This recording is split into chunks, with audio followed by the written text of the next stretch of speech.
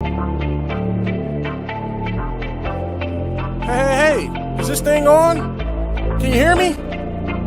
Is anybody out there? Hey, tune in. It's the hottest show, homie, on the West Coast. The Roy Anthony Show. It's the hottest show, homie, on the West Coast. The Roy Anthony Show. It's the hottest show, homie, on the West Coast. The Roy Anthony Show. And it's featuring the homie Big Hank, huh? It's the hottest show, homie, on the West Coast. The Roy Anthony Show. It's the hottest show, homie, on the West Coast. The Roy Anthony Show. It's the hottest show, homie, on the West Coast. The Roy Anthony Show. And it's featuring the co-host Big Hank. It's the hottest show, homie, on the West Coast. Everybody tune in, you dig it? It's funny as hell, my dude. It's where we can kick it. Everything is going down. They about to do the most. It ain't a confrontation, it's a conversation, homie. Yo, on the week. What it do? What it do? What it do? Want to thank everybody for coming in to the Roy Anthony Show. Before I start, I always like to, I should have just did my own little beginning. I'm going to do it like this, though. Hey, you know what, man? With being comedian Roy Anthony, you know, I was the number one headliner. With me living in Long Beach, all of my neighbors, all my friends and stuff, they all respect me, they love me. The business point, see, we are here on 4th Street, the downtown Long Beach, east side Long Beach area, the way you want to say it.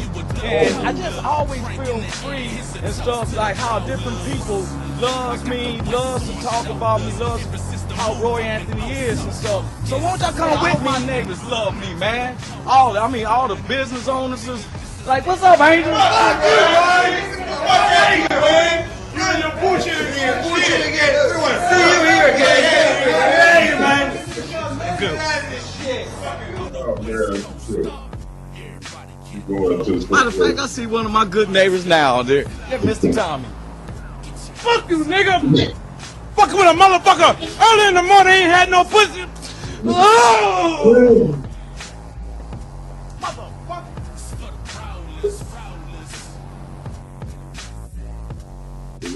Hola, mija. What's up, big homie?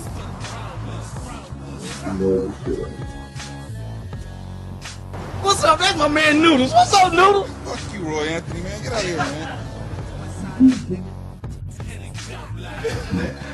Hey, y'all, welcome to the Roy Anthony Show. As you can see, that I have to be able to run my show and work at the same time and stuff. Don't worry about the cones and everything. You can see I'm a working man. I'm doing my comedy, mobile units. You can call me for your parties or if you need plumbing issues or any type of figure. All right, man. What it do? What it do? What it do? We just want to kick it off like that. I'm out here in Missouri right now. I'll be here. This will be my last week here, and I got some people. You know, this is how we started off. Oh, you find Blue Phoenix. Blue Phoenix is in the house.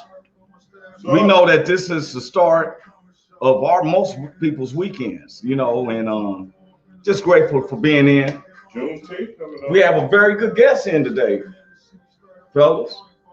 Ron's in the house, 30 in the house. A lot of people, if you just tuning in, a lot of people's been hearing about us. I am Roy Anthony. I am a professional stand-up comedian. I'm a producer, actor, writer, and I have been working with SAG now, doing a lot of different shows, and I pay attention to people. I know the grind. Some people would wonder, why do you want a guest like me on your show? Because it's a conversation. It's not a confrontation. It's a conversation. Sometimes I've been in shows where I'm in the blue room and I could be the headliner, but they probably think that I'm bougie, but I want to hear what they got to say. You know, and so I never judge anybody of their race or anything. That's what our show is about. Is that a request of yours again? Our guest today is Mike McFarland. He's a comic that I studied. He probably don't know everybody who's looking at him. It's a comic? Yeah, he's a stand-up comedian. He's a married dad, and he has a great relationship with his son. So when we bring him in, and we want everybody to know, they know who's been listening and those who are listening and watching, because we're 10 a.m. to 11:30 a.m. in the West Coast, 12 p.m. to 1:30 p.m. on the Midwest, and 1 p.m. to 2:30 p.m. on the East Coast. And I'm saying 2:30 because we've been going over, so we had to start making room for commercials, and I'm getting prepped for that and everything. So, but we keep it 100. Now, just because this is a black host and I'm a professional comedian, I'm Roy Anthony. You can Google me, go to our website, which I should have been playing anyway and stuff. We, as comedians, we like to know what a person is thinking. What are we thinking? What are we thinking about? What is it that we think about before we do a show?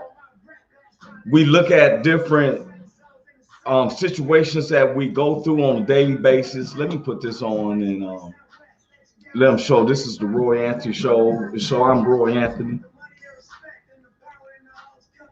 The guest that I have on today, and every guest that I always have on, is someone who's grinding. They're a responsible adult. We probably grew up differently, probably see different point of views, but it's never a confrontation. It's a conversation. I studied this man's work. Anybody who I bring on my show we're gonna keep it 100.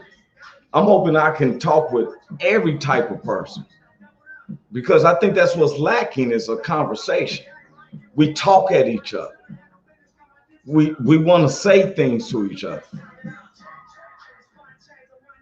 And when we can sit up here and start trying to, okay, let me listen to him, then I'm gonna say my point of view. Now, some people think that I'm probably a little dominant. Sometimes I probably am, because this is the Roy Anthony Show. I don't intervene in other people's lives and press my issues onto them. But if you're tuning in to the Roy Anthony Show, Tune in. It's a conversation. It's not a confrontation. It's a conversation. Everybody's entitled to their views. That's what American standards is at. CEO Shelly and Rich King just popped in.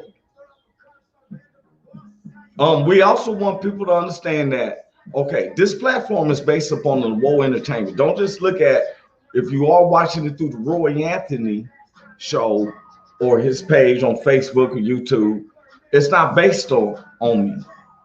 It's the Woe Entertainment, which is so many other platforms a lot of people don't know. So don't think there's just 74 people is watching this. But I'm one of the responsible people, and I'm probably, and I don't mind saying, I'm one of the blacks on here, because it's made of different races. But I'm the Lowry Salt. You see my salt? Yeah, I'm the Lowry Salt. But I love my brothers, my sisters, no matter what color you are. But this is not where we're the dominant blacks. We're telling you, bridging the gap. And this is where we're having a conversation. We don't need the news outlets to tell us. This is where we're working, and we're all professionals. I have a degree. 30 has a degree. Ron has business license. We're all professionals. Now, we're talking about the United States. Not a black state, not a white state, not a Democrat, not a Republican, a United States. United. And if we have to repeat what happened in 1776, well. United. We stand. And that's how it goes. So my guest today, and everybody who knows who's been watching me knows that we research people. I told my crew it wasn't just my own personal pick. I reached out to our guest and he responded. We've had some guests that were scared. They were like, "Oh no," when they think we're setting them up for failure. But if you're coming on this show, we're hyping you up. Their opinion matters.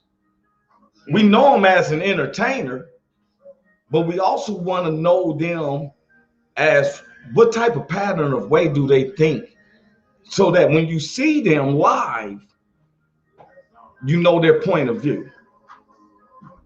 You know, I want to give a shout out first to God. I always give God, who is the Spirit, my God.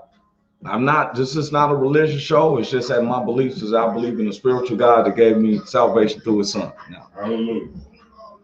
as much as I've been through, and the only person I could talk to was the spiritual God, and you see my face, like Notorious B.I.G. said, you see my face. Yeah. So I can't, hey. Now, am I a heathen? I drink and smoke? What? Yeah, I do. But it's not what comes in a man that defiles a man, it's what proceeds out. Amen. And can the church say amen? Amen. Amen. So, you know, without further ado, because he has to get in the ride. See, I want everybody to know we do it like my car today is a Linsky. I got a kicked out Linsky. I got 30 in. Am I driving? No, you don't have to drive. Ron might be driving. I don't know. But we're going to pick up our main partner, who's our special guest today. All right. And we might stop and get a buzz, and somebody calls us and say, "Hey, come pick me up, man." Okay. Gotcha. But we definitely picking up our guest. And with no further ado, this man is he's into heavy metal. As you know, I raised hip hop, but I listen to different music, and I love people who's a fan of what they love. And so, with no other further ado, I want to bring up our guest, stand-up comedian, known as the Heavy Metal Dad. Give a shout out to Mike McFarland, y'all. What's up, Mike? How you doing, bro? I'm doing good, man. Hey, thanks for having me on. I really appreciate it. Yes, for real, man. And it's an honor. I know you was probably thinking, what the hell have I got myself into? It's okay. It's okay. Hey. You freeze? Who are, give us a testimony about who you are, and let's have let's get an intro of yourself. We call it a testimony, so Okay. I got you. I've been divorced twice, and I am married a third time. But my third time that I've been married, we've been married for 14 years, together for 15. Yeah, she's totally awesome because she's crazier than I am. That's why. And at least you didn't strike out. You know, you may foul out the first 2 times or strike out, but you didn't strike out. You had 2 strikes and a couple balls, but next thing you know, you hit the home run. It sounds like. Yeah, she's fabulous. That's righteous. That's righteous. When we met, she already had a child, which was she had a 2-year-old. Donovan, because my son was 6, and so we brought them up together, and so they're brothers, you know. I was in the Navy for 20 years. Right. Wow. I don't think anyone has a plan of being in the Navy for 20 years. I basically went in the Navy because I was lost, unfocused, and really didn't know what I wanted to do. And accumulating a lot of student debt actually scared me worse than going to war.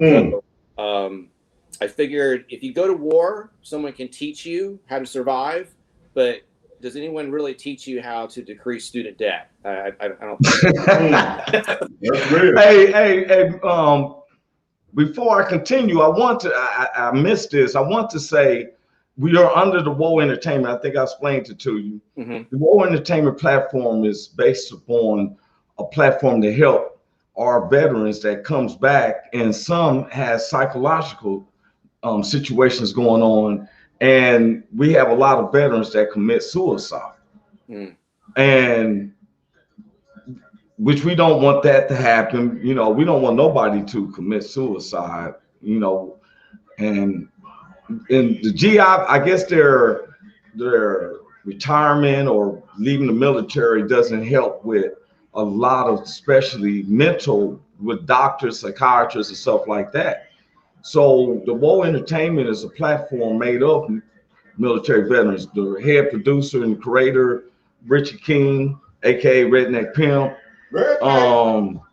He said Navy, he just put in, Navy used to give me rides, laugh out loud. Welcome, brother. Goose are also in trouble assistant creator of the Woe Entertainment. I call him Goose. I never get permission from him to use his government name.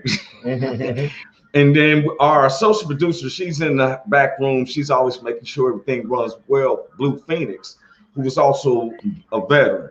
Okay. I did that where you had to be 18 selective services, but I ended up getting a scholarship. So, but I always honor my military. All my shows, I always give shouts out to all the military, because I couldn't do this platform or be free the way I do if it wasn't for our military. Gotcha. I'm not into politics. I'm not into none of that, you know. But man, back to you, bro. It's okay. It's all right. I've been listening to that, man. When we say we research, okay. You our brother today. You in the car with us now. All right, right on. You feel comfortable? Yeah, I feel comfortable. Absolutely. Because sometimes it's awkward when you first meet somebody. You want to see where they're going with it. You know what I'm saying? Well, I think that, I mean, I grew up in the Navy. So I went in the Navy when I was 17, and I still kind of practice a lot of those basic things that they actually taught us. So yes, there's no, you know, when you're in the Navy or Marines or military period, there's no social lines between you. There's no color. There's no religion that's barrier or anything like that, because everyone is your brother that you depend on. Yeah, but I read a part where you actually was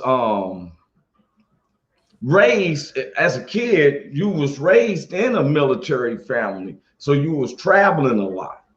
Yes. So I'm actually third generation Navy, third generation. Wow. So my grandfather, he was in the Korean War.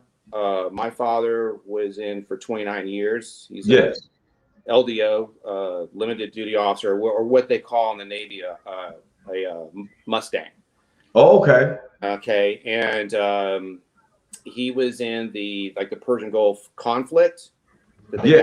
Months, and then I was in Iraq. So I did 4 tours, 2 on ships. The first one I was on the Milius for the initial invasion. Yes. The other 2 I was at Spec War as a part of their staff. So I was in country for 2 tours. All right. Yeah. And you're blessed to come back. We on the show with you, bro. Yes. Man. Yeah. But yes. I think, you know, all of that over a 20-year period. I mean, I stayed for 20 years because of the leadership that was around me that was kind of guiding me. Because, I mean, I would have never made that decision on my own. Yes. And that's part of what's helped me when I got out of the military as well, because you can't make it on your own through everything. You need guys, you need mentors, and you need assistance for sure. So I've really depended on that basic foundation I learned from the Navy in comedy, because there are so many people that have helped me. I have not done it on my own. Wait a minute. Let me say this to you though. You make it seem so easy, bro. It's not. When you was in the Navy, you risking your life. every single day, because you don't never know when that call or whoop to whoop. True. You know, every day. See, I tell people, I'm listening to you. On your back, okay, you can easily say, oh, 20 years and you was 4 tours. But when you was there, them seconds is minutes. And you know what I'm saying? You are feeling it. Not like we turning the page or seeing a movie and 4 years go by in the scene. You are living that. And no matter what you did over there, whatever, they kept you enough where you was over there 20 years. It don't sound like somebody who they couldn't depend on. True. Very true. Yeah. Yeah. And I appreciate you that, man, for real, from my heart. Well, thank You you. know, I tell people, because we're going to go on some news. You know, my news is awkward. It's called Roy's News, Mike. But we always like to let people know our guests, because it's not about a black, white, Latino, Asian with me, because I'm like, look, if I'm in a car accident and I need blood, you think I'm gonna look through some comatose eyes and say, wait a minute, man, that's a white guy's blood. I don't want his blood. Nah, man, give me that blood. Now, I don't even care if we may not match. I'll figure that out later. I might have this uncontrollable itch and stuff, you know. But it doesn't, you know what I'm saying? Now I might wake up and want to taste for mayonnaise, or you know what I'm saying? And but I'm just saying, bro, is that this is what this show is about. Okay. Yes, we're black, You are. we're white, but that's our identity. You have a card. It doesn't make us as who I am as a human. Mm-hmm. And we got something in common because we both do stand-up comedy. Mm-hmm. I want to show everybody a little thing our crew put together, something just minuscule, show you that we've been paying attention to you, bro. Okay. Hey, this is Mike McFarland, y'all. Growing up, I wanted to be a rock star. My parents were like, oh, no, you're going to be a doctor. Now, I was making D's in math, and the last book I read had pop-up pictures to it. So 10 out of 10 people wouldn't trust me to be a doctor, and neither should any of you. Now, my parents were these religious fanatics, and they'd watch this news special about heavy metal bands depicted as devil worshippers. And so their only logical response to that was to burn all my records. I was like, whoa, that is so rock and roll, man. That's like next level heavy metal. I mean, they thought I was the mastermind of destruction, but no, it was them. It was them, for sure. Next comedian of the evening is Mike McFarland, everybody. Woo! Hi. I'm Mike McFarland, and my kids call me the heavy metal dad. Now, growing up, I wanted to be a rock star. 3 minutes. I think bad decisions was a major part of that gig, and it was kind of like reported. And that's kind of where, you know, my skill set, you know, really shines at. I think it was good. My kids have said, they're like, but you're a comedian. What went wrong?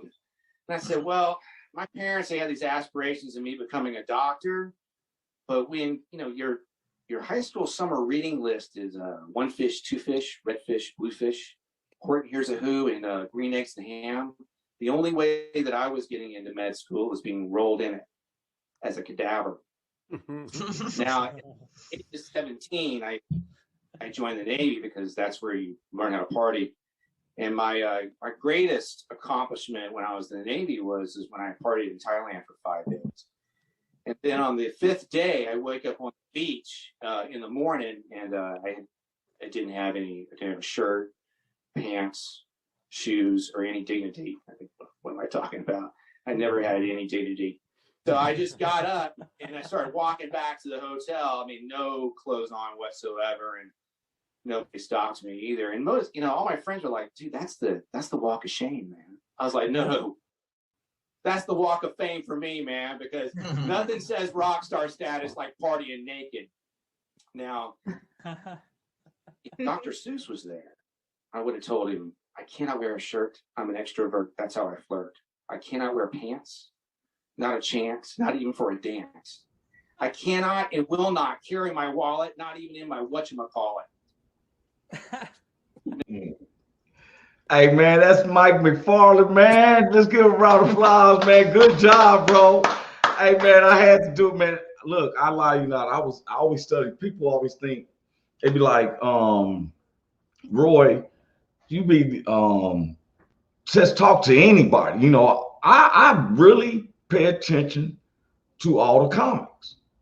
If I'm watching, because as a kid, of course, you know, I'm in the hoods. I grew up listening to, you know, Richard Pryor and all that. Yes, I did.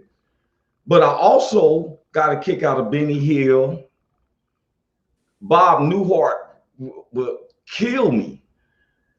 People like, how you understand that? It's because you got to see the setup, which made me love the Pink Panther movies. Oh man, I had that set. It's because it's the way they set it up. And what about Don Rickles? Don Rickles a killer. He'll bag on anybody. Don Rickles ain't no joke. But what made me laugh a lot on this one is how you brought in, and I'm saying, now correct me if I'm wrong, because I dissect materials. I'm gonna use, but I love. It seems to me with this council culture, and they talking about Dr. Seuss. Mm-hmm.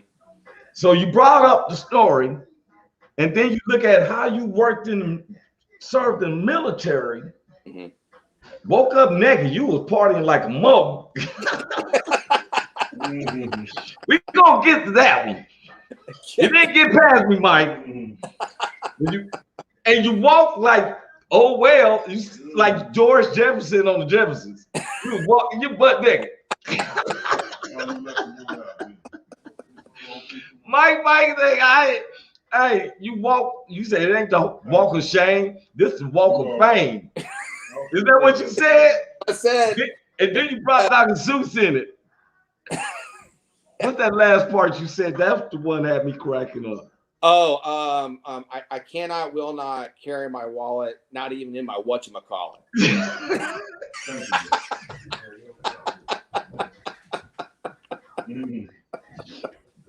And when you're butt naked, what's your whatchamacallit?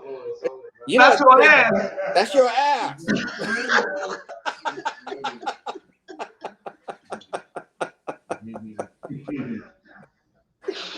Hey man, and see, some people didn't realize that until while you and I are conversating about this is your materials. We're conversating on the back about it, right? And I was like, okay, now, bro, my associate producer, she's in the house, and all the hosts of Woe Entertainment's in the house. Now, I'm doing something different. Now, I'm not doing something different, but I'm bringing it in earlier. I have a thing called where I put celebrities with celebrities. It's my way of saying celebrities, right? Roy's way. They're not really together. So anybody who sees a video of this, we're not saying that they're in a relationship and we found some shit on them. We're not saying that. We're not. No, we're not. This is a game that I did by using my own imagination, Mike. You got to ride with me. Okay. We're bringing up couples, what we call our celebrity matchups. No, we got to take it back. We're going to take it back. Now, what we do on this, Mike, and your opinion counts. Except in this episode, we always say, you see it say celebrity, not couples, and they're not expected celebrity offsprings. Because what we do is we match up a celebrity with another celebrity, and their child is a celebrity that no one knows. You with me, right? I'm doing this earlier, We'll see. Let's go ahead. Okay, I'm doing this earlier because my associate producer sometimes has to go on. She's a manager over in another part of I don't even know what state she's in. Good. In Missouri, but she's in Nunny. All right, we're gonna start with our celebrities. Those who's jumping in. Wait a minute. Before we do that, we might as well bring my man Richard Ward in. He's a guest in the back. You want to come in? And Okay, let's give a round of applause for Richard Ward. He's gonna stay in with this segment. And then we gotta come back to you, Mike McFarland. No one's bored, right? Yeah, we're good. You in the house, Mike? Richard Ward, you in the house? Okay, you just check it out. Now, this is what we call our celebrity couples. Okay, now, couple one is,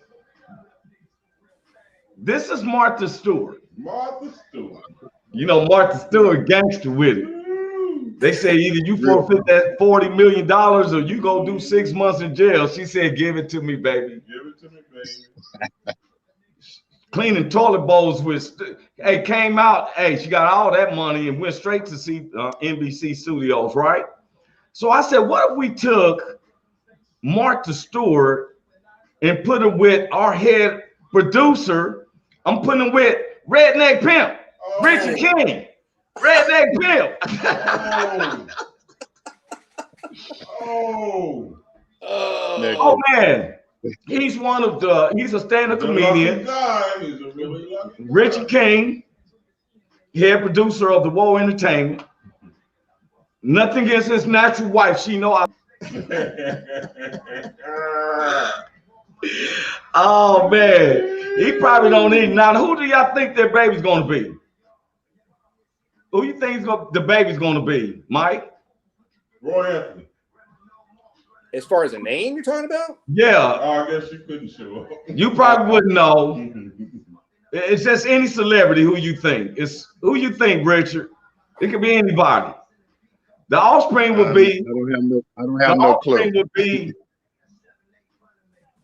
Matt Brooks. Matt Brooks. He's one of the hosts of the Woe Entertainment. Oh, look how serious Matt looks.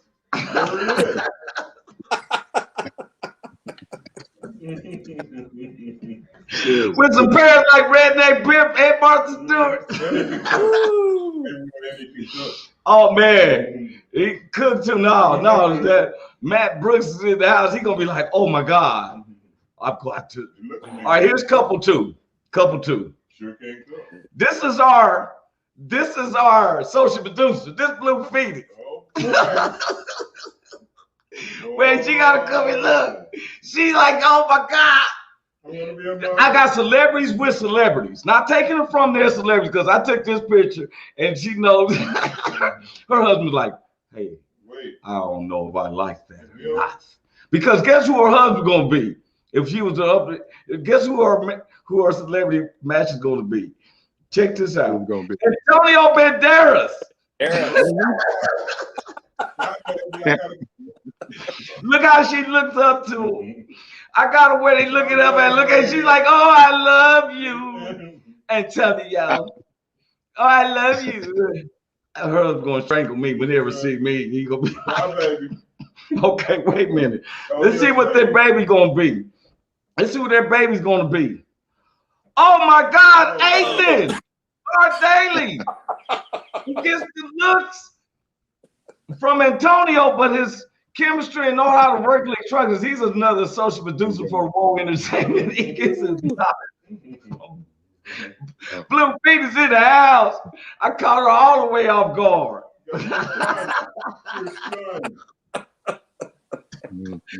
I caught her. Ethan's like, what the hell? Okay, here's my last couple, y'all. All right. Here's my last couple. Okay, couple three. This is our producer, Goose. He's the co-creator of Woe Entertainment. I'm gonna be a dad. Everybody's their significant other is gonna strangle me. So all three of them are actually married, but they be like, oh my God, he took us like that, right? But I got Goose,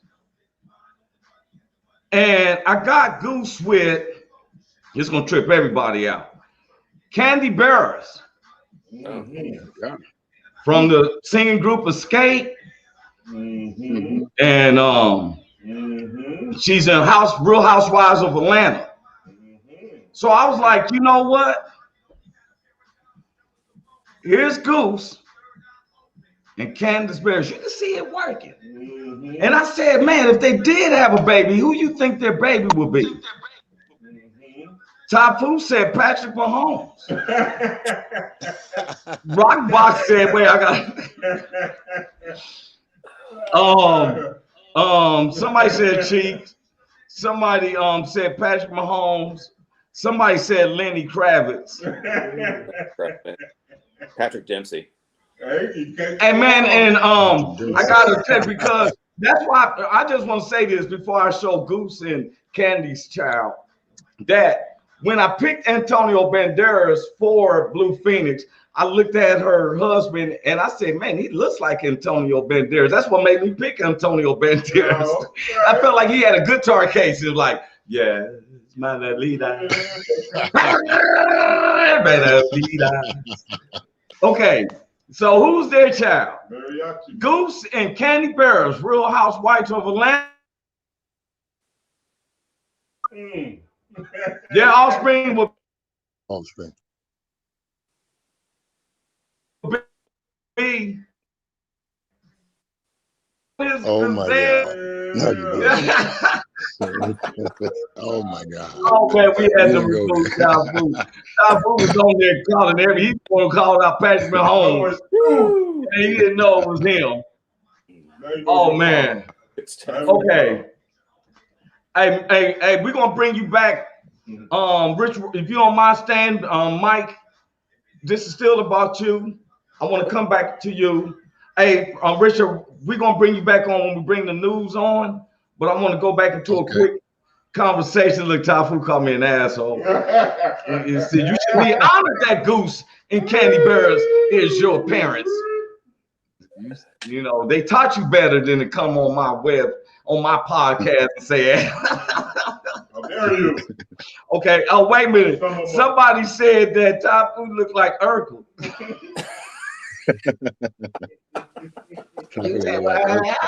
You said what? Okay, Richard Ward, we're gonna give me about 5-6 minutes with my man McFarland. I'm gonna bring you back on so we can discuss the news because we like everybody's opinion. Is that cool with you? Solid. Okay, bring you back. Stay on backstage, bro. Okay, Mike. Yeah. Now back to you, bro. Okay. You are to my understanding, a responsible parent. I looked at your relationship with your son, Donovan. Yeah, Donovan, yeah. Yes, and he owns a movie production company. You want to expound on it, you know?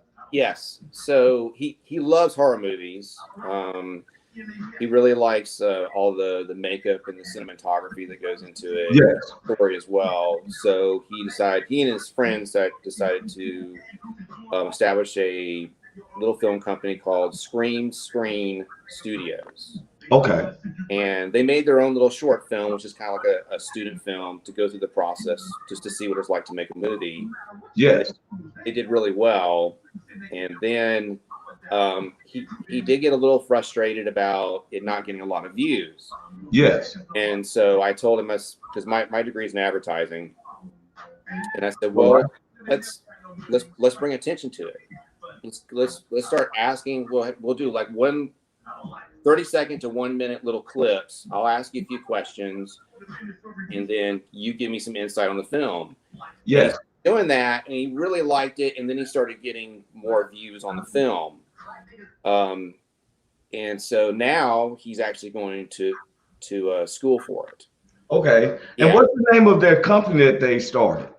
Scream Screen Studios. Okay, Screen Studios. We want anybody who's listening, because we got people listening around the United States and the other countries, for real. Mm-hmm. There's a lot of talented people who's actually, that's part of our network and stuff, that they're into movie productions. So please, before we go any farther, give us how people can contact you, for one. Your social medias, everything, you know. Right. So they can contact me as far as email. It would be heavymetaldadcomic@gmail.com. That's for me. And then for Donovan, it's Scream Screen Studios gmail.com. A lot of people is looking at it. These people that I'm posting up, we got Long Beach, Kansas City, Missouri, Memphis, Tennessee, Houston, Texas. People been texting me. So we're you know what I'm saying? We want to give you know, career and Donovan's and his partner's career that they flourish. You know what I'm saying?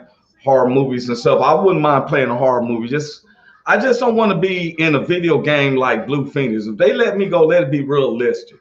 Not me going through a creepy house with a knife trying to fight a ghost. Make it realistic. Like I was trying to run away and the vines caught my ankles. I'm like, oh Lord, have mercy. I don't have nothing. I'm clown. And they come and get it. Like Roy fought for it, but not going looking for it. But anyway, bro, she been giving me chats. She would love to have them on my show sometimes. Yes. We want to be able to reach it. Now, to my understanding, if you can say your email one more time, say it slow so everybody please listen. If you want to reach Mike McFarland, let's say your email again, bro. Yeah, you got it. So it's heavy metal dad comic at gmail.com. Okay, righteous. Now, have you been bored? Have I been bored? No. Yeah, you having a good time, ain't you? Yeah, this is a good time. You just know what you gonna do. Like, I don't know this guy, Roy. He was talking to Donovan and was like, hey man, I gotta meet with this guy, Roy, man. You have been 20 years in tours. I know you're not scared of nothing. No, I've been all over the world. You know, you have to look at it as an adventure. That's what I'm saying. Walking butt naked across the beach that in the country. Wait a minute. And like the Jeffersons. Hey, y'all, he was walking like this, Ron. Confident. Butt naked. Confident. Yeah. Gonna party like a mug, bro. That's right. All right. Okay, bro. Now, this part of our show Keep your head up. is our news. Okay. Okay, my man Brandon Peters came in. He's in the backstage now. On this part, I like everybody to give their comments. I always have 3 subjects of news. And then when we finish our news, everybody wants to stay on. We have a contest that we are doing. I'm working with the professionals first before we start using public people, which is a contest of that. They got to keep a straight face from 4 jokes that we say at the end. You with me, Mike? I'm with you, man. Okay, now we're about to go into some news. Uh-oh. And now the news, and you, as you are an entertainer, you notice I didn't ask you what political beliefs you are, none of that, because it didn't matter to me.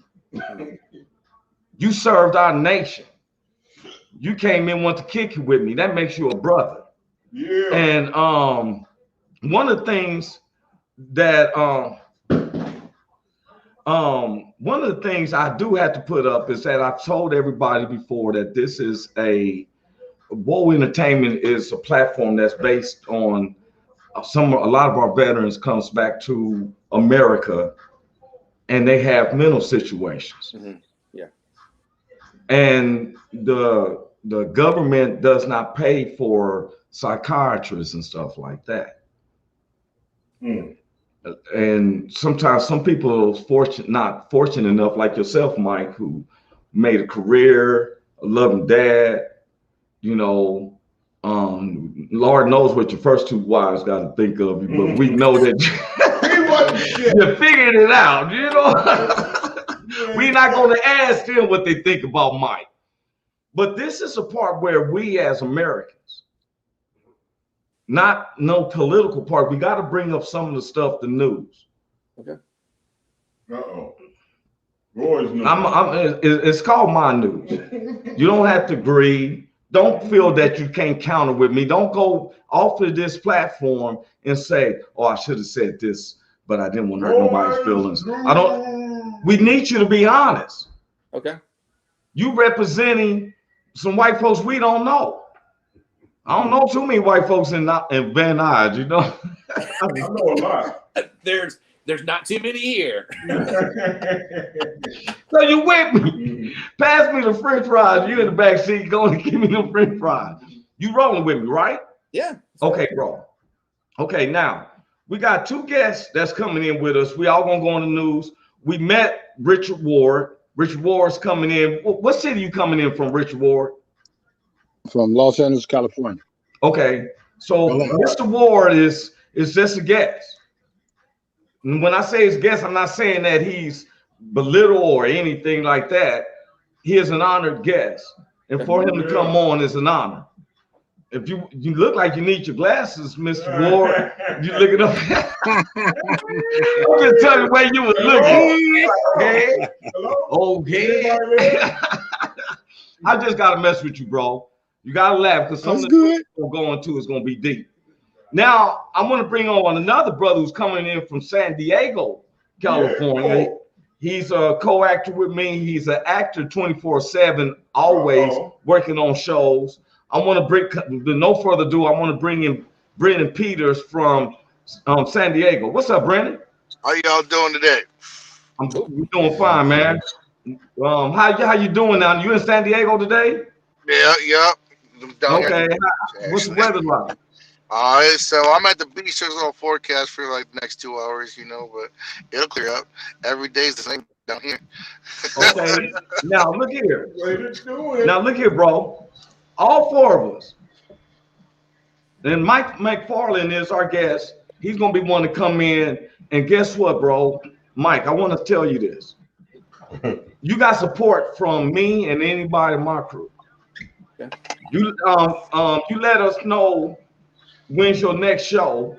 Matter of fact, once you let the people know when's your next show, are you doing a live show soon here in Los Angeles? Yeah, I'm going to be at the Hollywood Comedy. It's on Melrose Avenue, 5871 Melrose, and it's at 8 p.m. Is at 8 p.m.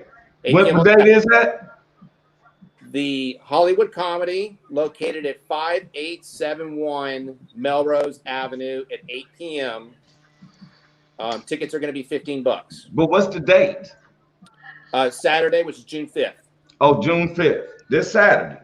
This Saturday. Go check out Mike, man. Anybody's watching the show in the LA area, black, whites, Latinos, Asians, go check him out, man. I vouch for him and stuff, man.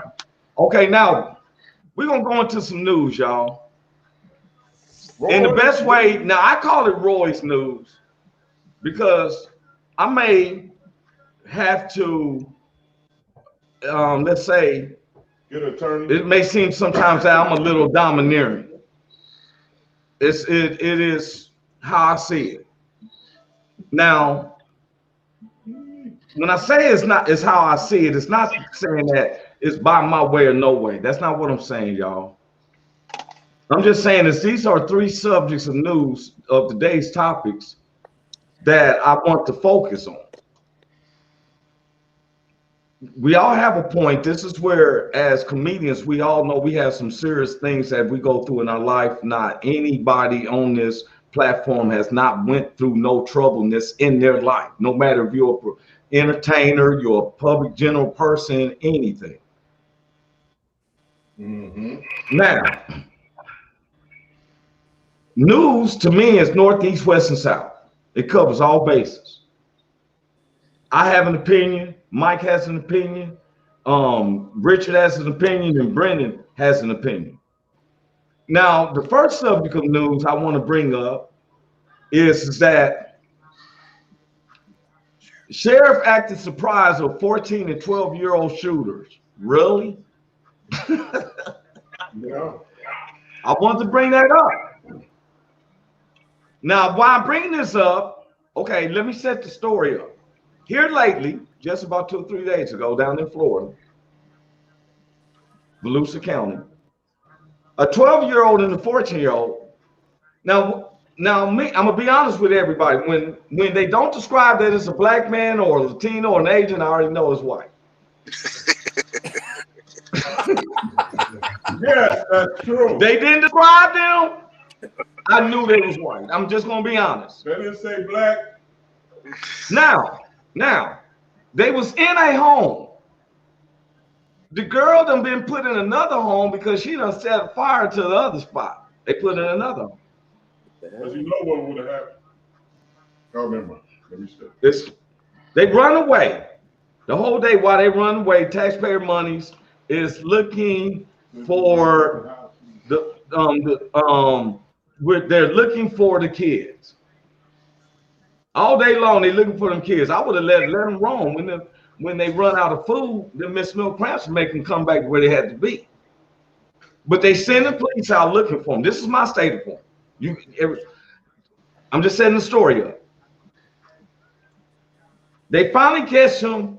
They break into a house. Mm-hmm. The police happen to call the owner to tell them, oh, yes, nobody should be in the house. Mm-hmm. After somebody heard that glass was breaking, that's why they called the police. Mm-hmm. Now the 14-year-old and 12-year-old finds all these weaponry, and the dude notifies the police. He tells the police, oh yeah, I got weapons and ammunition. Now, the kid shot at the police for 90 minutes. Whoa. Get out of here. An hour and a half. They had enough rounds to keep them at bay for 90 minutes. Man, that's deep. Now, the 14-year-old is a girl. She's a white girl. I'm just giving that description, not saying that, oh, she did this and that and whatever. That's her identification. 14-year-old girl, 12-year-old boy. Now, the boy got the AK-47 like, yeah. The girl is 14, the boy is 20. That's what I just said. The 14-year-old girl, 12-year-old boy. The boy has the AK-47. Now, they keep the police at bay for 90 minutes. The girl got so comfortable that she yelled out, I'm going to kill some deputies. She opens up the garage. With the shotgun. They got so comfortable with it, they ain't been shot back. That the police finally shoots her, but enough to where they aimed to where they just shot her kind of in the arm and the leg to put her down, but grazed her leg. Because Mike, in the Navy, Blue Phoenix, you got sharpshooters, you know how to shoot, and you know how to wound a person without kill command. So a kill command shows me that there is a difference on a non-kill command, just wound. You mean we could have been wounded? Because they said she was shot multiple times but was in stable condition. I don't know what. Hey, but she was black. If she was black, that's dead on spot. Now look here. I ain't never heard Now, go ahead. You was about to say something, Mike? Where are the parents? Hiding. They in adoptive care. They in adoptive care. We're gonna get to that too, Mike. Woo! You talking about the version? Let me tell you something. One of the things I always question now, Mike, you've been in the military. Richard, was you in the military? No. Okay, you wasn't in the military. Brandon, you in the military? No. Okay. Mike's been in the military. Blue Phoenix in the military. She in the background. She just should have just so. They've been in the military. Now, when you're in the military, every day you're risking your life 24/7, not a shift. It's not a shift. It's not 8 hours. Right. It's on duty all night. You think them bombs gonna stop because you sleeping in 1 o'clock in the morning? Damn, they could have started shooting this shit at 7:30 when the motherfucker wake up. Okay, now look. The sheriff, and I don't like leaders who supposed to be leaders who diverts it to someone else. To me, I thought a leader is someone who takes responsibility. Responsibility, right. Of the situations, right? You feel me? Okay, now, why I'm bringing that up is because look on this. We'll continue on. It's what the sheriff said. They said they did everything they could from keeping the hat to shoot them people. Them kids is letting it up like fireworks. Because if you ever shooting a weapon, you get comfortable with it. When you shoot a weapon, you get comfortable with it. You ever notice that? You get comfortable with when you have a weapon, you get to shooting it, it gets comfortable. them little kids felt comfortable to shoot. I ain't gonna shoot back. Now I'm gonna get to a point because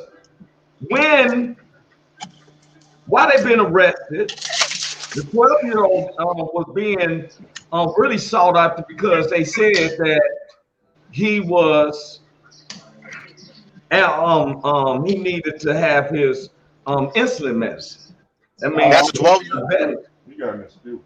That ain't no 12-year-old. No, that's a grown man. Now, Grown ass man. now, why do I bring this? No, this ain't the little boy. Oh, okay. I was like, oh my. No, this is a grown man. And will you, all of us can tell me, I can recognize a 12-year-old and a 14-year-old from a grown man, right? Are you with me? Mm-hmm. You know a 12-year-old from a grown, like, a pedophile to me, if you don't recognize that's a 12-year-old girl compared to a grown-ass woman. Now, these are 12-year-old, 14-year-old. This guy right here, I don't even want to say his name because he's a coward. Why I brought him up, because different people work for the police department, and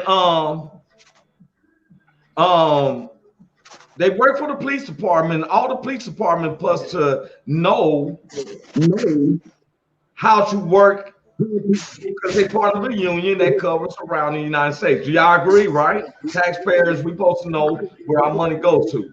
Our money was paying this guy because while this police force and that captain of police said, where is going on? This is why I said he ain't a leader. They're pushing these kids over to spots they can't control them. They're shooting. What is our world coming to? Wait a minute. What you thought was happening when you talking about a 12 and a 14-year-old? Okay, I want to ask him what he thought that happened to this young man who's 12 years old. This Tamir Rice. Them kids done broke into someone's house with guns and stuff. This boy is playing with a little cap gun outside the convention center where kids is there, and he's outside playing. The police did not take the time to say, what's up? What you going on? What's up? They jumped out the car shooting. Dude, I just said the car didn't even stop. He got out, whap, whap, whap, whap. You don't reckon the person who called said a grown man was outside with a gun. That is true. You don't recognize a 12-year-old from a grown man? This is his picture. That's Tamir Rice.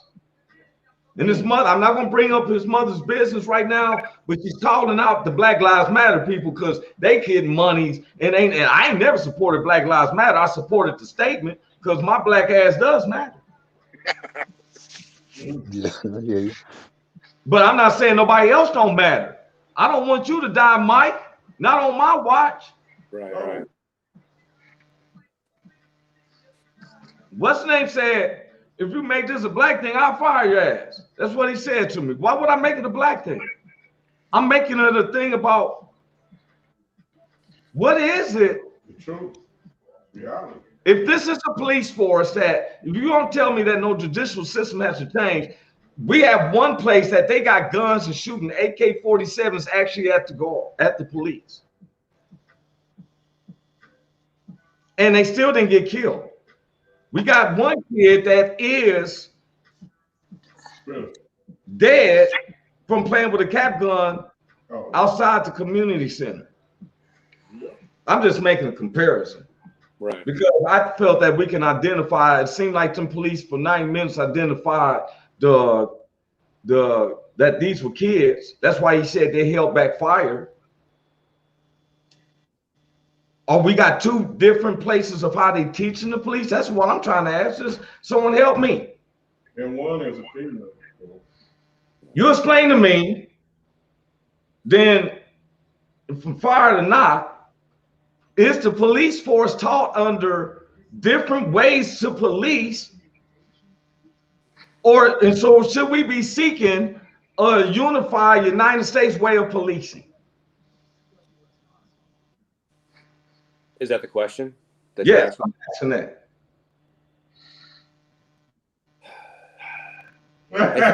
Yeah, I know, but well, no, it's a good question. I would have to say that in any organization there has to be a basic foundation that you have to teach from any of them.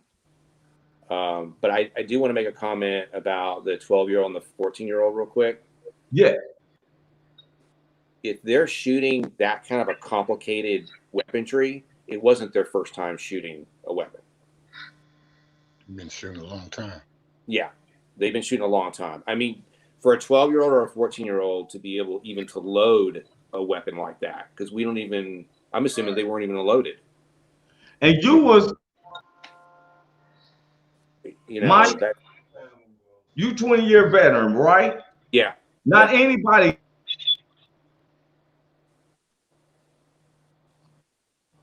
can just grab.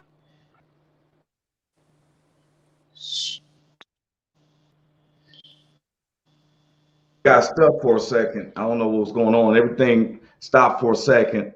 Okay. This is just a topic of the next news. But Mike, you was making a serious comment. Continue. I'm listening to you, so these other veterans can hear you. Go ahead, Mike. Yeah, I never knew how to load a weapon until I went into the Navy. So for a 12-year-old and a 14-year-old in their adolescence to be able to know how, whether it was loaded or not, let's say that it was loaded and the safety was on, just to be able to get the safety off. You know, that's not an easy thing to do. This was not the first time. That my opinion is that it was not the first time of them shooting a weapon, but it's definitely the first time that they got caught. Mm-hmm. So, and see, somebody will say to me, I'm saying the comparison. A little kid, when I was a kid, we played with BB guns and all that. Yeah. We interested. Right. I saw civility from one police force for a 12 and 14-year-old compared to this one. And someone, when I'm going to say that statement again, he said, if you make this a black thing, I can't help but make it a black thing, Rich. I'm a black man. My kids are black. I think he's right about shooting because, when you shoot a gun the first time, the sound alone would, so I think they've shot before. Yeah, but I agree with Mike. I'm talking to a person who's 20 years into it. I totally agree. My thing is, I have a kid. I have a 13-year-old daughter and a 17-year-old son. Your son, Donovan. How old is Donovan? He's 20 now. Okay, he's 20. He's 20 now. Yes. Like we had Tom Fu on here. He lost his son. I'm not saying. How can you tell me not to look at it as a black thing when I'm seeing more patience with a different child? I seen a black girl fighting with another little white baby with a knife, and they shot the black baby. She was to keep the, I understand that. I can feel that. That makes sense. That makes sense. But she died. She wasn't shot multiple wounds. And like Blue Phoenix, her daughter's 17. She wasn't shot with multiple wounds and a minute later you're in stable condition. That lets me know is that, wait a minute, who's training who? I want the police that's being trained down here. I think I like them better the way they train for the rest of the United States. I agree. You understand what I'm saying? No, I do. I do understand what you're saying. And I think in any situation, no matter what it is, when you see the same thing over and over again, then you can't blame someone for what you just said. You can't. If you're seeing the same story, I think it's morals over. You know what I'm saying? You look at the different killings that are happening between. It's always one officer, and then he's being backed up by everybody else. Man, so luckily during this 12 and 14-year-old, one officer was like, "Hey guys, let's not shoot." There wasn't a crazy dude there, but the other ones, he's all jumping out. Hey, we need to stop this, and then the other cops are forced to have it follow. right? Hey, Brandon, let me ask you a question. How do you know what those other cops are saying? You're giving, it sounds like you're kind of making a, reasoning for them. I tell this to everybody. I'm not saying that there's good cops or bad cops. I'm saying that if one of my partners, if I'm riding with any one of y'all, if I'm riding with any one of y'all, and you do a crime, and I'm aware of it, and I don't speak up on it, guess what? I'm just as guilty as you. Guilty, right? Now, that's what Real I talk. lived out. Just as Now, guilty. I'm not making it a black thing. I'm making it a real thing. That's what I've lived through. But our system has to recognize that. Our system has to recognize that. Let's look at George Floyd, right? The dude had his knee on his neck for how long? How many of those officers were sitting right there? Make that shit on. They knew eventually the dude was gonna run, but nobody did anything. Why? Your phone is kind of chopping up a little bit. Yeah. That's mine.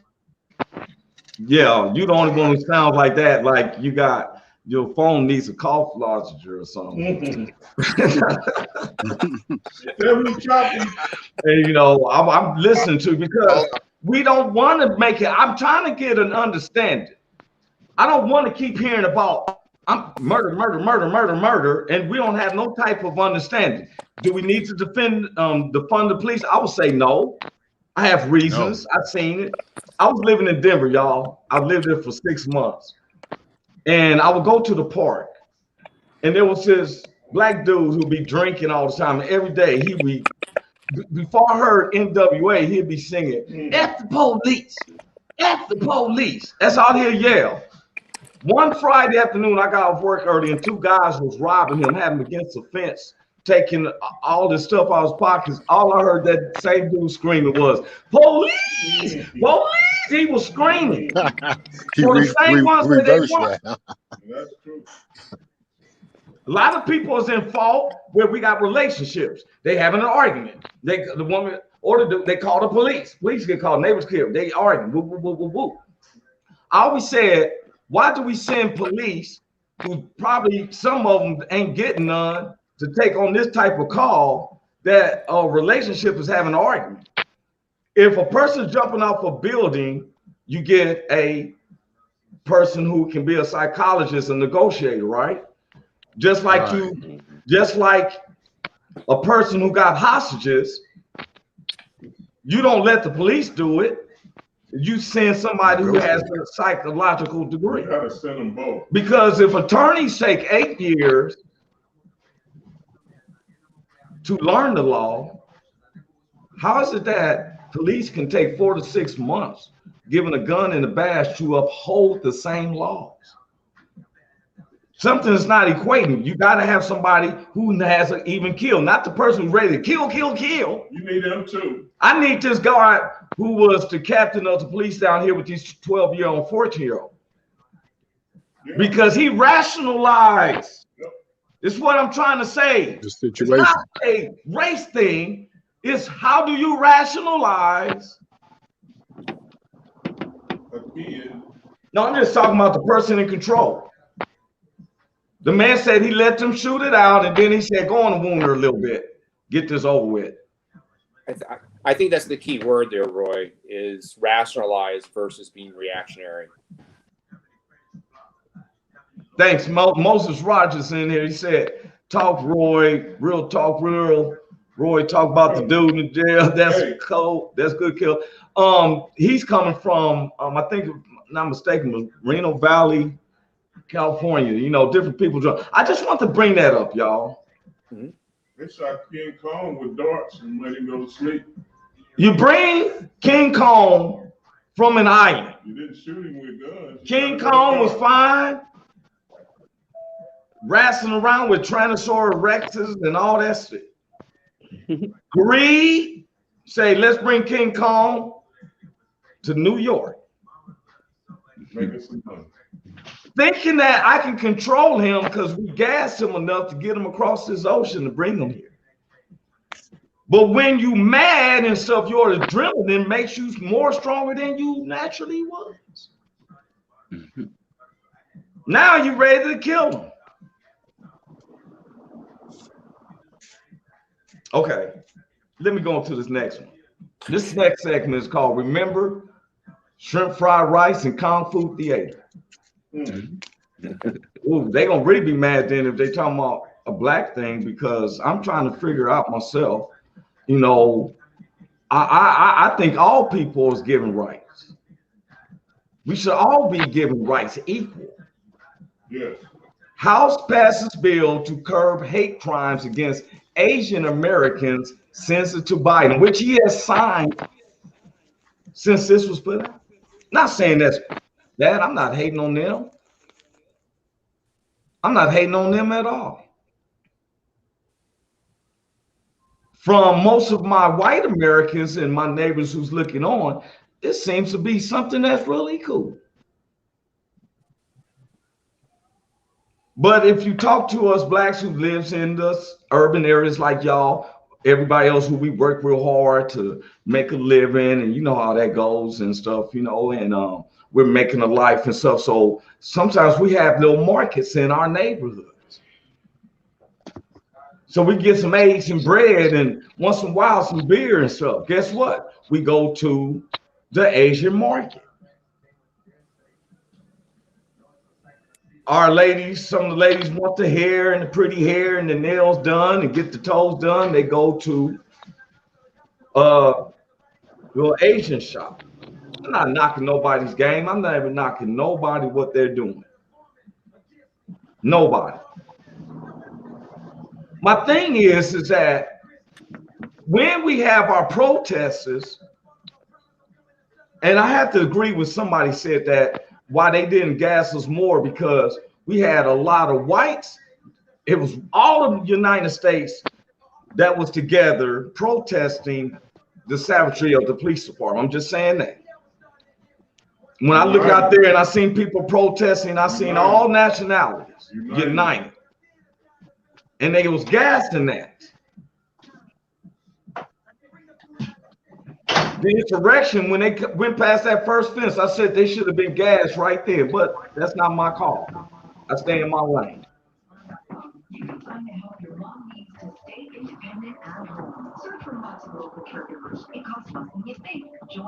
When I go to their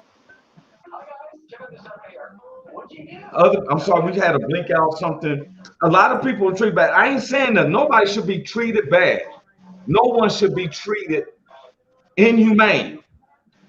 We've been fighting that. Now, my thing is, how do they get that passed and there's not one for black? Do you know the last crime bill that was wrote for blacks was in '94, which this is what I blame Joe Biden, is that they wrote a crime bill that any youth that's 18 to 21, whatever felony they do, they should do 20 years. So by the time they get out, they're mature enough. Now, Big Hank is coming from Long Beach. I didn't get to introduce him. Big Hank's in from Long Beach and stuff. He will stop me if I'm not true. Yeah. He's a professional comic. We all have degrees and educated. Yes. We're just speaking a conversation. It's not a confrontation.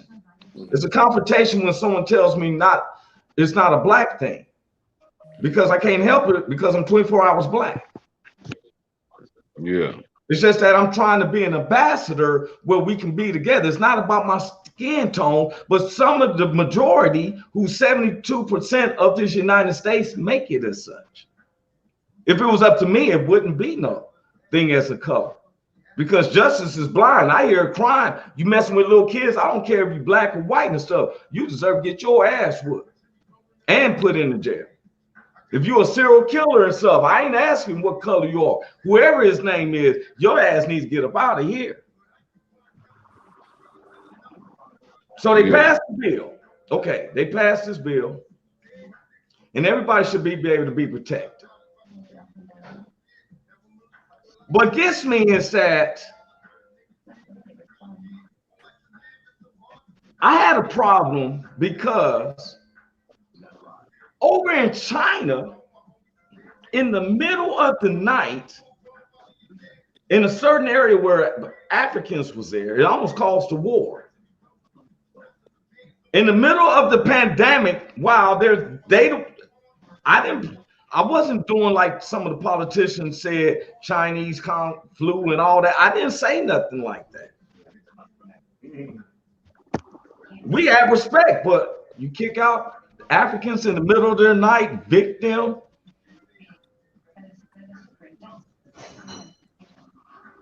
You so victim? You such a victim? Not once have I seen them helping protest the black. They don't even put monies into our neighborhoods, let alone the Eastern Indian guys who always seem to have a contract with 7-Eleven and Phillips 66. How do I apply for one? It's because you come from a country that's made of oil. That's why you get the gasoline contracts. But since you know you in the black neighborhood, you fry chicken and stuff at the counter while I pay for some gas. Yeah, give me some of them chicken wings too. Go ahead, Mike. You was about to say something, bro? Well, you were talking about some of the neighborhoods that are run down, correct? Not just ran down, bro. Yeah. Well, I mean, I drive Lyft for extra money. Yes. And I've driven all over Los Angeles. I've been through Compton, Watts, South Central, 60th through 90th on East Side. I've seen all that, and I think what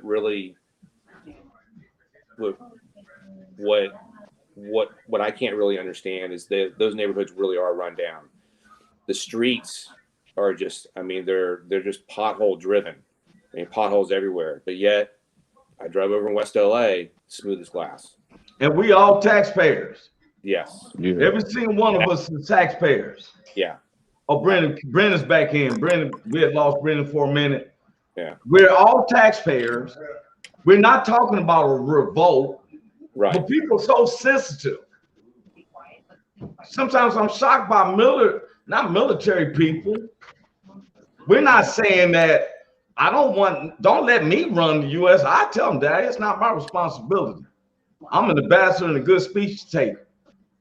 I don't know all the politics, but one of the things I did learn is that Republicans are supposed to be based off of religious views, and let's keep God in the politics, where Democrats is more socialized and trying to get everybody and spread the wealth, and that's why we end up with a lot of welfare. I can understand both sides. I'm a free American.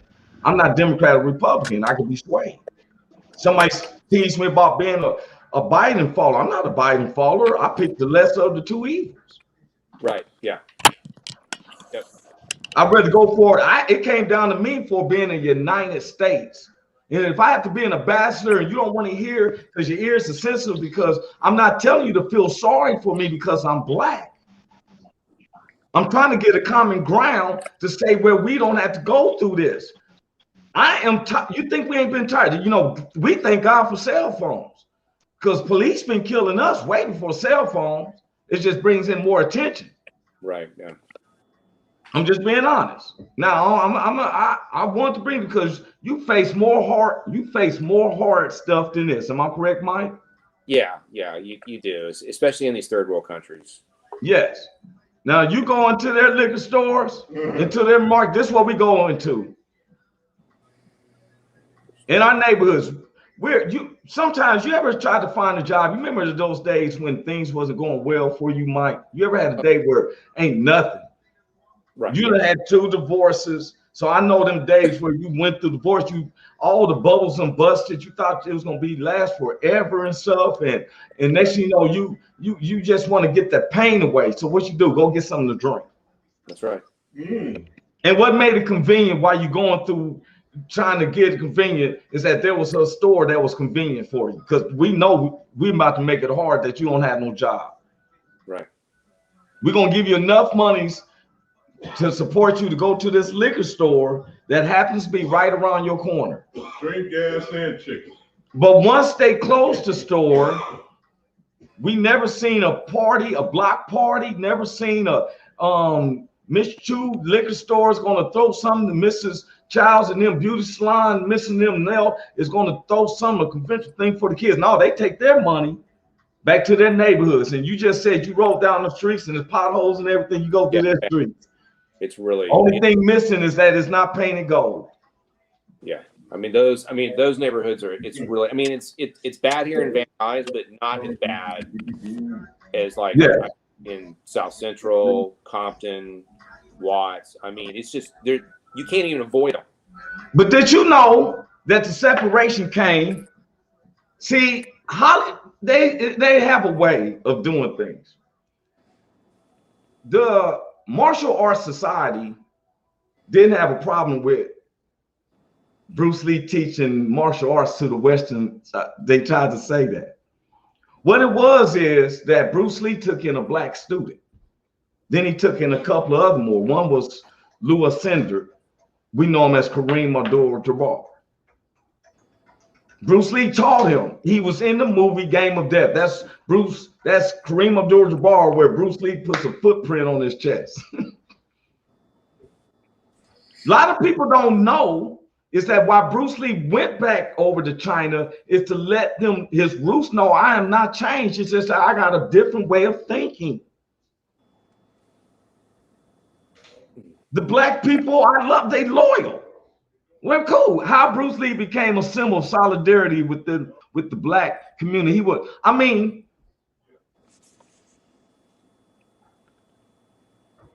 okay. Go ahead, I'm listening. Last piece of news, y'all. This one is going to be amazing.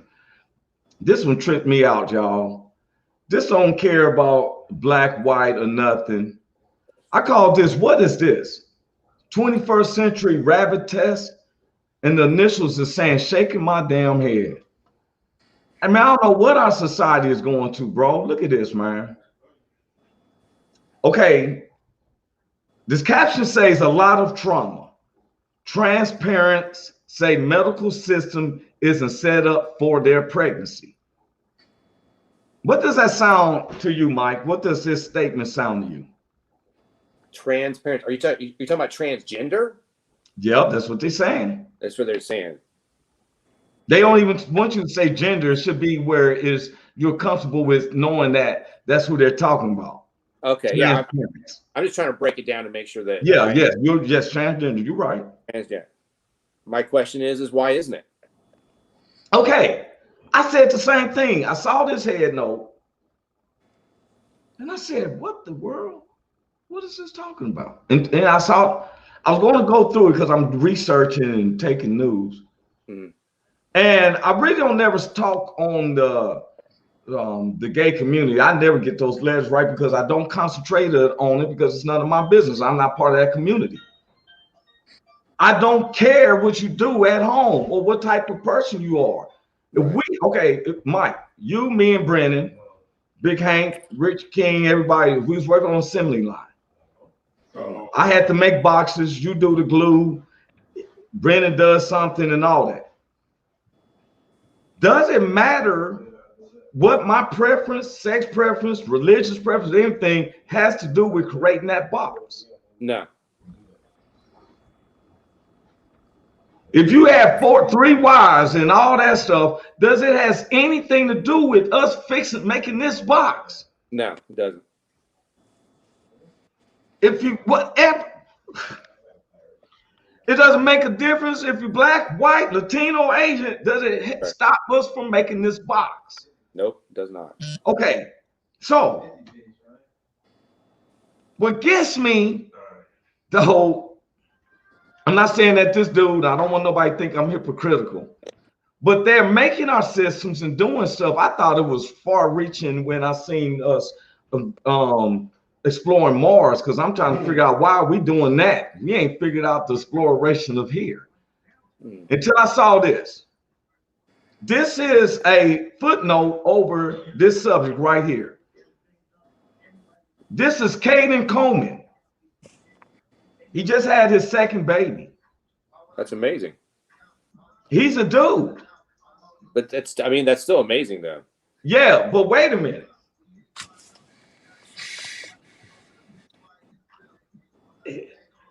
I'm never.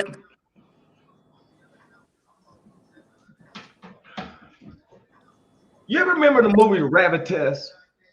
It was with Arnold Schwarzenegger. It was one of them low budget movies where him and Dead Beetle, he was supposed to got pregnant and everything. Yeah, I saw that. I saw that. Yeah, okay.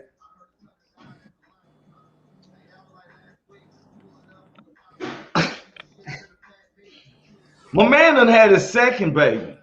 They implement the baby so he can carry it. He said he didn't tell no one in public that he was pregnant out of the fear of assault to him and his baby. So he was happy that people thought he had a beer belly. Well, that's kind of sad. It's a black dude. Now, I'm not saying all black men is having babies, because I'd be damned if I'm carrying a baby. I mean, I ain't Bruce Jenner. Bruce Jenner himself was there. I've had me eating Wheaties. How many people done gagged up Wheaties now? What got me is Bruce Jenner, when he had his nuts cut off, he thought that he was going to have a lesbian affair. He wasn't trying to be gay. He thought he was going to have a lesbian affair until he found that he'd lost all his feelings. So he asked the doctors, could they get his penis back? And he said, "Oh, I'm sorry, sir, you can't do that. Matter of fact, it's in the Smithsonian Museum with your first box of Wheaties."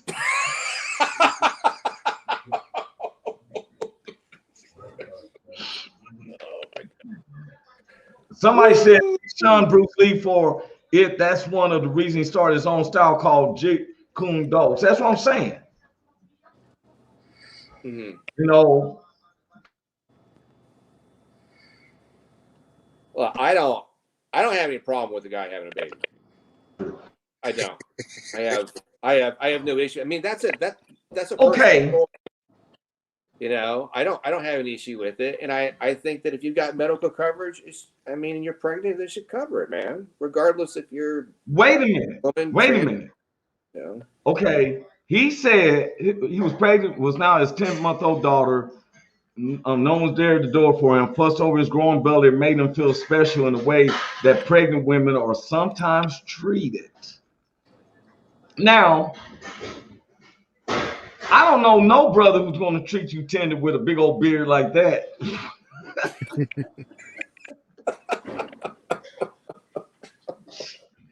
Love me tender, love me sweet. You got a big old beard, bro. But this man had a baby. I'm going to get off of that because he had a baby. Now, our America came back in. Our America is in so much turmoil sometimes. Just go outside and have a fresh breath there is sometimes amazing to me. Am I blaming anybody? Let me tell you something, Mike. Anybody listening? I do not blame no white people that's born in the 20th century for no slavery. Okay. No matter who was in rankings that used their little prejudice stuff because they ranked higher than you and made somebody good to just whatever to you. Because when you went over there to them islands and you said you woke up naked, and where was that? Where was you at? Thailand? In Thailand. In Thailand. Yeah, that is party central in Southeast Asia, by the way. So that meant that when you kicked it, you didn't just kick it with no Sally Sue's. It sounded like you was kicking with some ching chong chong don't do. That's right. Okay, now, so you didn't discriminate. One thing that us men can all say, we don't discriminate. Mm-hmm. If you got to get that part of your nature. But yet, overpowerness, we seem to not want to, just like when we're talking. You and my brother, have you felt uncomfortable since you've been here, Mike? No, I don't feel uncomfortable. Mike's into heavy metal. You've been hearing little hip hop music in the background. You was enjoying it. First, when we was testing Mike at 9, it was 9:30 Cali time. We was testing Mike, and my associate then was testing Rick James. Give It To Me, Baby. So when you got off, I said, man, how in the world are you gonna set the tone with him listening to Rick James talking about Give It To Me, Baby? He said, oh, it's gonna be one of them. Bring in the real. Okay, now we come to the end of the show, and this is where I try to break the monotony because it just gives us something to think about. It becomes a conversation piece. Mike is performing in the show again this Saturday. You want to say that again, Mike? Yes, so it's this Saturday, 8 p.m. It's June 5th, and that's going to be at the Hollywood Comedy, which is on 5871 Melrose Avenue. Okay, for sure. And that's just sad. Hey, Big Hank, what you got going on, man? He's a regular. I just was like, I'm so used to seeing you, but let me tell him, man, what's going on, bro? Man, not too much. Trying to get some shows coming up, man. We're gonna get it as soon as they open it back up, man. We're gonna get it cracking. Okay, I know you will. He's always doing some shows. Mike, I want to introduce you to Big Hank, one of the most known celebrities in Long Beach, USC alumni. Big Hank. Nice to meet you, Mike. McFarland. Nice to meet you, man. A flavor of comedy, different flavor of comedy. You know how we roll and stuff, right? Brennan, tell the people, man, what's up with you, bro? Just working, man. We got a lot of movies coming up, a lot of TV shows. I just picked up another one I got cast for yesterday. Why you always tell us how many movies you got? You don't tell us none of them. It's confidential. Well, I got that one, Mac and Me, coming up. I got Dead Claw that's going to be coming up. Okay. This other one's called Manager Roy. I get to play Roy. You know what I'm saying? Yeah, I know. We talked about that. Hey, wait a minute. I'm going to be doing like Eminem. Every Roy wants to be like me. They want to talk like me, but they don't get me one Roy like me because that's me. Okay, bro. All right, man. I'm just teaching. Hey, man, everybody who's watching is that these are very professional, responsible men. Every part of the United States. We don't discriminate. As you can see, my aim is that we have a conversation. It's never a confrontation. It's a conversation. Did you feel like we was confronting you about anything, Mike? No, not at all. Have you felt confronted, Brendan? No. You, Big Hank? No, man. All right, man. Thank you, bro. And we always want to give a shout out to St. Luke's Holy Baptist Church in Long Beach, California, because there was some true words. I don't hype up other people's spots because it's not about money. He's trying to get you to heaven, but that's on you. Okay, so I like to end it with when I go through my jokes. Now, this is, since y'all professional comics, let you know when I say these jokes, not gonna take that much long. When I say these jokes, Mike, Big Hank went through it last week. Brandon, you're gonna stay in too. Your hardest thing is not to laugh. Now, me and Ron back here, who represents New Kings Clothing, go to newkings.com. 30 back here. The sister and them is here. Now, if they laughing, that's on you, but you cannot move your face. You can't. We looked at some film, Big Hank, Tuesday. Your jaws got puffy a little bit. Like you was smothered in the laugh. No. My jaw's always puffy like that. Okay. Yeah. Somebody was talking about it looked like half-baked popcorn bags, but I didn't go into that. I just said, let it be. Don't say it. Just let me know who that is, and me and him can get down. That's why I said I ain't gonna let that be known. But let me know who that is. Me and him can get down. Big Hank, no, they were just that was me saying that. I'm gonna take my defense. He already knew. He looked at me like, yeah, I already knew it was you. When I see you, All right. Y'all ready? Everybody straight, right? Okay. Here's the first question. What did the hurricane say to the coconut tree? What did the hurricane say to the coconut tree?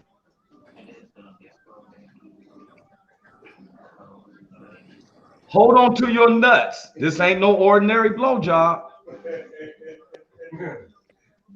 No nodding heads. You can't nod your heads because that's like keeping it in. You gotta keep your same face. That's what they told me. I'm just telling the rules that was said to me. Everybody did good. I thought Mike almost broke, but that's good. Okay, next question. What do you call a man who cries while masturbating? What do you call a man who cries while masturbating? Screaming nut. A tearjerker.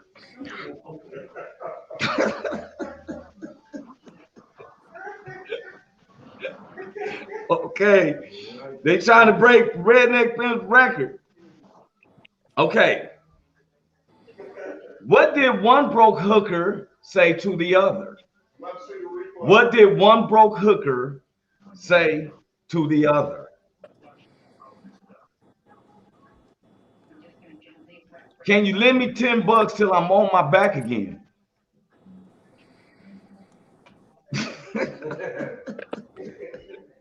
Here's the last and final question. Somebody gave me a private chat.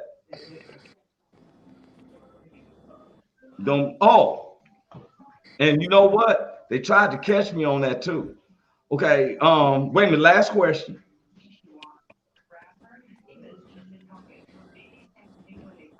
What do dentists call their x-rays? What do dentists call their x-rays?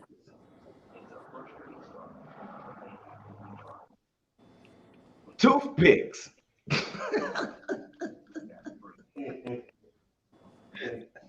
Okay. Hey, man, y'all did it, bro. Now, see, y'all know y'all setting up other people, right? Y'all setting up other people. Big Hank, we're trying to bring in y'all professional comics, right? Big Hank, you got to, Big Hank's putting so he's a professional comic. Mike, if y'all can reach out to each other. What we're doing is we're about to have regular people come in, Big Hank, and try to see if they can't switch or nothing. So we just selling them the example, and they have a chance to win $50 if they make it through, like y'all did. Okay, that's what's up. See, y'all look sick. Y'all make it seem easy. Yeah. But you know what I'm saying? Big Hank, how you been doing out there, bro? I've been doing good, man. God got me, man. He covering me, watching over me. I just got me a new house. Me and the wife just moved into a new house. So God looking over me, man. Been good, Man, great. Bro, I know, man. I've been so happy for you and stuff. If anybody be listening, Big Hank, we have a partner of ours, Big Ski. Big Ski been on a couple of times, Big Hank. And he made the theme song for the Roy Anthony Show. And you hear us say, and his co-host Big Hank, because me and Big Hank ain't new to this, we're true to this. Yes, sir. And when he bought the house, he is a man who's going to take care of his family first. Yes, sir. They're going to be like, Roy's trying to get cool with him because he bagged on Big Hank. He's hoping that Big Hank forget about it. Big Hank ain't going to forget about it. He set me up. He going to get me eventually. So hey, man, good. Here, man. While y'all on, Woe Entertainment, which I know is a platform for the veterans, they got a poem. And we all have to use words from the poem. And I wanted to wait till everybody got on. I didn't want to wait till I know everybody's attention is on. Because the roads that I have untrampled. And Big Hank is very educated, because if I use a word that is not real or made up or something, he'll correct me. Am I correct? Yes, yes. But I just used a word that he nodded. He looked at me like, oh, you done bettered yourself? I said, I've been on roads that's been untrampled by others. And I'm being honest. And sometimes I've had to deal with the reposts of people, like even people who watches my show. I came deep on them. See, I used two of our words from the poem. And my poem, my words is untrampled and repost. Untrampled. Untrampled. Yes, untrampled. And repost. Repose. R-E-P-O-S-E. And I use them correctly because I've been practicing. So, hey, man, I want to thank first, Big Hank. I want to give you a shout out and stuff. I'm glad when you're coming in fully with me. You know, I got to be out there next week. But, you know what I'm saying? I knew that you was getting the house. God bless you and congratulations on getting the house. Think about your house when you know, I know you when we see each other. He's been on the movie presentation. Got stuff to talk to you about that. Much love, bro. I'm going to get off here with you, okay? Thank you. Hey, man, where can they reach you at, Big Hank? You can catch me, man. I'm on Facebook at Big at Hank Norman on at Facebook, and on Instagram you get at me at Big Hizzle 64. Okay, that's right. I be watching. You had some Puerto Rican wig on and talking Puerto Rican. Yeah, Yeah. that's me frame. That's me frame. My frame. That's my Okay, frame. man. That's Hey, God my bless you, frame. Big Hank. Martin. All right, cuz. All right, for sure. Hey, Brandon, I want to tell you thank you for coming in, bro. It was an honor and stuff, man. It's always welcome you come in. You feel me? Yeah, I At any appreciate given time. You feel me? I'm always down for a good debate. You know what I'm saying? Oh, man, thank you, man. It's not. Remember, it's not a confrontation. Don't be coming around. It's a conversation. What you say it is? A conversation.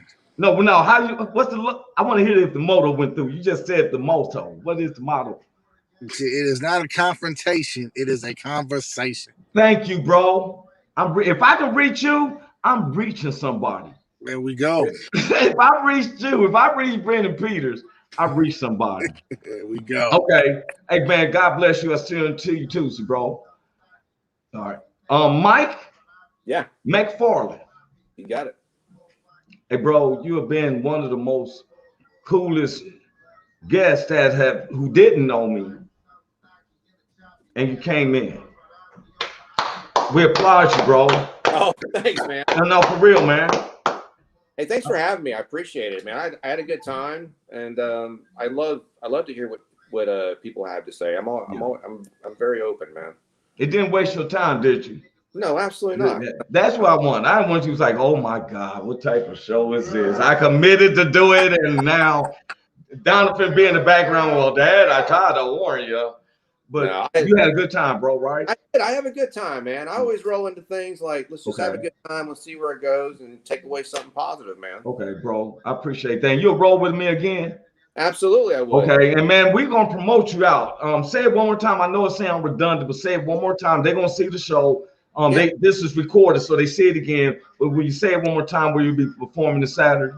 Yeah, so Saturday, June 5th at the Hollywood Comedy, 8 p.m. They're located at 5871 Melrose Avenue. Okay. And man, one day I'm gonna come out there and grace the stage with y'all. I see you at Flappers a lot. And one of my cousins, Larcia Walters, performs there a lot, you know. Okay. And so I know this COVID, a lot of people don't understand. We're just getting out of a quarantine and things just starting to move back in. And so we're looking forward to seeing you. And plus, we got our productions and everything. And I know Woe Entertainment, everybody would like you. You feel me? Yeah, and absolutely. So, yeah, man. Come on out. So, and your Gmail, let me see if I remember, is heavy metal dad comic at gmail.com. Man, you got it, dude. Hey, man, I got it, bro. Hey, man, God bless you, man. Look forward to seeing you again and working with you in the future, bro. Absolutely, you too. And thank you so much. We family now, so when I say I'm in town, man, I'm coming over to eat some dinner with you and Donovan, and you know what I'm saying? Yeah, absolutely. Come over. Right. My wife is a cook, and she actually works as a cook in West Hollywood. Oh, for real? For real. Oh, we definitely coming over your house. Lamb chops and potatoes. I'm gonna bring me some hot sauce. There you go. Bring it. Barbecue, man. I love. Oh, you on barbecue? For real, man. Don't play with me, man. We coming over to barbecue. Love barbecue. Now, if you do the ribs, you got to put a bunch of mustard on them. Got to put all kinds of like seasoning on them. Bake them in low and slow, and they just fall off the bone. Oh, dude. Okay, man. I'm gonna hold you up on that, man. That sounds like a plan. You tell Donovan and Mrs. McFarland that I'm saying I'm coming. All right, man. God bless you, bro. It was entertaining, and God bless you and your family, man. Until I see you again, bro. You as well, and thank you again for having me on. Yes, most definitely. Okay, peace. Hey, we want to thank everybody for showing in. This was Mike McFarland. Today, once again, we've been blessed. We had my man Ron in with newkings.clothing.com. You can go to Kings Collection. New Kings Collection. Go on and correct me then. We live. We got 3030 was with us. We had my man Mike McFarland from Van Nuys, California. We had Brendan Peters coming in from San Diego, and also we had a guest appearance from Mr. Richard Ward. He came in from Los Angeles. He was like, he'd been hearing about the show, and we're glad that he came in. One thing with me is that you never can be scared. How can we know about each other unless we converse with each other? Getting to know me is to know me. That's to talk with me. Find out we have some of the same things in common. Responsible parent, his responsible dad. Believe in yourself, so you go do comedy. You know, I'm grateful for situations like that. So I'm going to give a shout out to all those who jumped in. Moses Rogers Sr. out there in Moreno Valley, California. Thank you for comments. Ramona Melendez just came in, roared with our producer and them. You know, they always get it, you know what I'm saying? But I don't want nobody to think that this is a racist show. It's not a black thing. We're bringing up situations and tell us how we can prevent it. Last week, we had a lady named Carrie Wilcox, she came in, and it was, I felt there was a little bit of attack, and it wasn't no attack on her, but sometimes we don't understand when we're attacking women for one of the same wage as a man who's been working the same jobs as they are. When we say, oh, women play football, they ain't playing no football, that's not what they asking, because men who's playing football wants a higher pay. I just feel like if we sit back and stop trying to measure up who's dominant than the other. As we can tell from a 12 and 14-year-old, anybody can pull a trigger. People say, well, who's raising them? Well, they wasn't in a family setting like some of you fortunate folks is. I'm just trying to get an understanding so we can be the United States. I don't want a black, white, Asian, none of that. I just want to be where, like the Commodores with the Zoom song, where you can be where people want to be, you know, where everybody can be what they want to be. Do I have fear about somebody? I don't go with threats and stuff like that, man. That's why I make my own. And I set people for who they are. And I'm going to set you for who you are. And everybody who watches this podcast from my heart, it's my symbol. I pray to God for all of y'all. That's how I do it, man. God bless you, man. I'm out. Hey, is this thing on? Can you hear me? Is anybody out there? Hey, tune in. It's the hottest show, homie, on the West Coast. The Roy Anthony Show. It's the hottest show, homie, on the West Coast. The Roy